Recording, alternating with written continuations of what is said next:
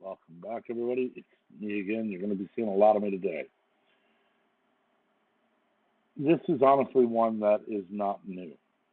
I can remember several years ago, a photo surfacing on Facebook of a priest sitting at his table praying with three or four members of the Alphabet Mafia, all of them female, all of them topless, painted up, screaming at him and hurling food at him as he sits there. And most of the comments, how dare he offend them? Why is he allowed to oppress them? Literally, he's sitting there while being attacked. And here's another one, right here.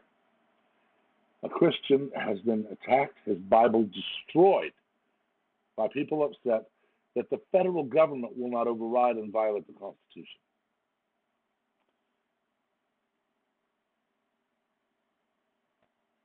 I'm probably going to upset some of my fellow Christians here, but I'm not sorry. We are not meant to be meek little kittens and sheep. We are the sheepdogs. Christ is the shepherd. We follow him. We are the sheepdogs. It is the young Christians, the ones just beginning their walk of faith. It is the children. It is the innocent of the world that we are here to minister to and to protect. We're not meant to let people just beat the living tar out of us, destroy our holy scriptures, and not do a thing. Remember that Christ himself said, if you have two cloaks and no sword, sell one cloak and buy a sword. Christ himself, when he saw just the horrific disgrace that was the money changers in the temple, he left, wove a whip out of reeds, returned, overturned tables, and chased the money changers from the temple. He didn't react instantly in anger. He gave himself time to calm down.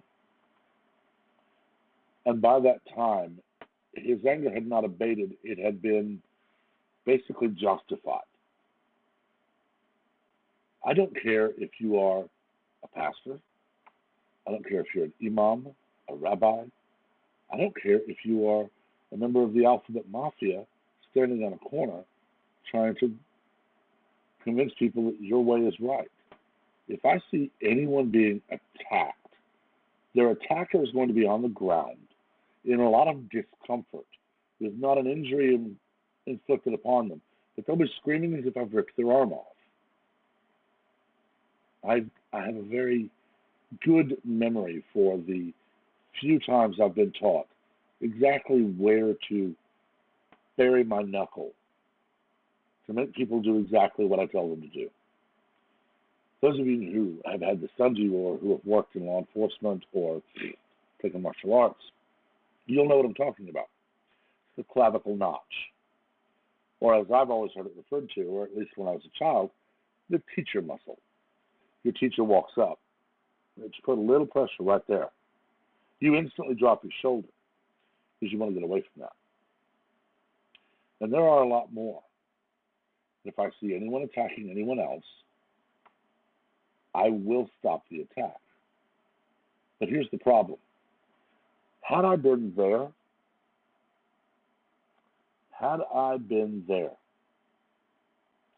and stopped them from attacking that preacher and destroying his Bible, I would probably be in prison right now for hate crimes against the LGBTQ plus community.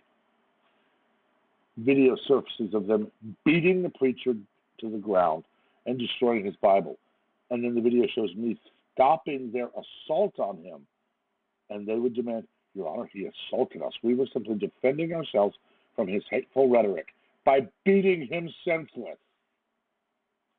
And sadly, a lot of judges have decided that, yes, liberals have a right to beat you senseless because you disagree. I mean, it is a horrible situation. And quite simply, the world is going to get darker every day until Christ himself returns. And on that day, people who do things like this, well, they're not going to be very happy. And I'll tell you why. Because people who do things like this, when Christ returns and they're unable to deny it any further, they'll be the ones then screaming, "You didn't give us enough proof. You didn't give us enough warning. You didn't give us enough choices. We have a right to live whatever the hell way we want and still go to heaven. You are being intractable with your, you have to obey me to enter my heaven." And they'll be ranting and railing and screaming the whole time as they're led to hell. Hell is going to be very, very full of people who were adamant that religion is useless and it's a fiction. There is no God. There is no heaven. But when they're faced with him at the end of all things, they will be forced to admit that they've always known he was there and that they just believed they could do whatever they want and just demand entry into heaven. And it will not work that way. I really am not saddened at all to break this to you, but the TV series Lucifer is wrong.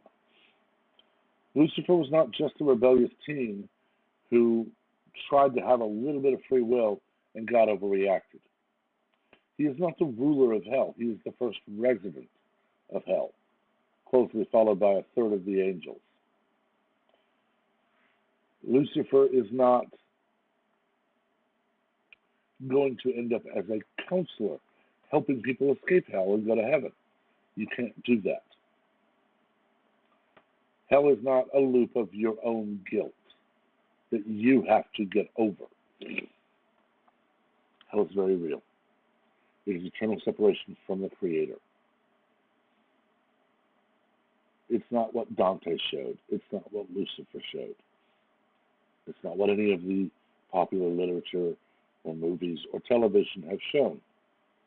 It is eternal separation from the divine being that created you in your mother's womb. And quite frankly, if you do things like this, you're not going to like it when you meet the Creator. I could go to the normal place. Why don't they do this to Muslims? And the answer would be, well, they're not the ones telling us we can't abort. No, they're the ones killing homosexuals by throwing them off buildings or burying them up to the neck in the street and then stoning them. But the left doesn't like to admit that. They like to go back to their norm. Christians have a long history of hate, but they have to go all the way back to the Crusades to find an actual instance of anything. And that was not Christians. That was the Vatican. That was the Vatican who decided, we're going to take the Holy Land, Israel, for the Vatican. Not for Christ, not for the actual church, but for their own ego. They called up their knights, and they sent their knights to take Israel in the name of the Vatican, in the name of the Pope, a man. I'm not going to be naive and say there were no Christians who went, but it was not done for God. It was done for the Pope, because the Pope wanted to be the one who had reclaimed Israel. From that point until 1948, of course, it was just a country. It was just a little bitty country in the Middle East. But magically in 1948, the country of Palestine magically sprang into being because, well, the United Nations reformed the nation of Israel. And magically, the second that happened, Palestine had been created as a country and made refugees because they had been where Israel actually is, but they hadn't existed until 1948. This is all examples of things that people who do things like this believe. They believe Palestine has always been a country, even though you can't find it in any history books until 1948. Before that, it's the region, Syria, Palestine.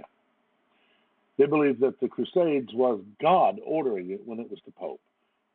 And they believe doing this is perfectly fine. But a Christian man standing on the street simply speaking is somehow akin to being dismembered when you are forced by mere proximity to hear his voice, and thus justifies criminal assault and destruction of property. I'm not calling for anyone to go out and counter-protest. I'm not calling for any violence in any way. What I'm saying is, don't lie down and just take it. The day is coming when all Christians will be targeted. I have not been quiet at all about my faith. Just because I have not said where I live or what I do for a living or what my real name is, does not mean it would be difficult. It wouldn't be difficult, or doesn't mean it would be difficult to recognize me. This is my face. Somebody sees me and realizes who I am, it would not at all be difficult for them to start screaming that I'm a horrible, bigoted, racist jerk who deserves to die. And I can tell you, I fully expect to have that happen one day, even in deep red Texas. And no, I will not go gently. If I go to prison for defending myself, I go to prison for defending myself. But I will not simply stand there and take it. And I would tell you, this man shouldn't have either.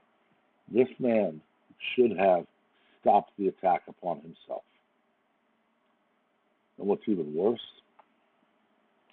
Seattle Police Department is now complicit in the assault upon this man. This man was breaking no laws when liberals decided to assault him and destroy his property.